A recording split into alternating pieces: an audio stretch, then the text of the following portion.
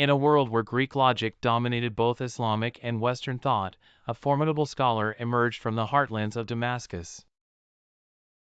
This scholar was none other than Ibn Taymiyyah, a man whose profound critique of Aristotelian logic would forever change the landscape of academic and philosophical inquiry.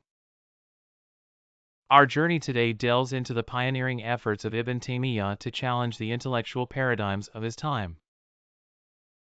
We begin by exploring his early life, where his insatiable thirst for knowledge led him to become one of the most influential Islamic thinkers.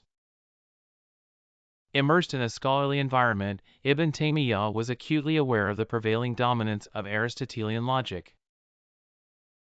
This framework relied heavily on syllogistic reasoning and categorization of knowledge, which were considered the gold standards of rational thought. Major Islamic philosophers like Al-Farabi and Avicenna had embraced these principles, seeking to harmonize them with Islamic teachings. However, Ibn Taymiyyah found himself at odds with this prevailing ideology.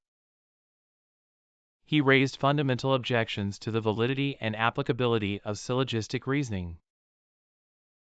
His critique was not merely a rejection but a methodological approach grounded in empirical evidence and rational analysis.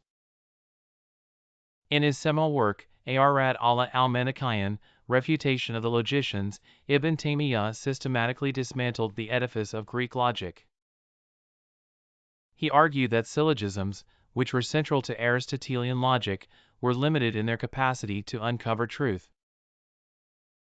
Instead, he emphasized the importance of inductive reasoning and direct observation, laying the foundations for a more empirical approach to knowledge.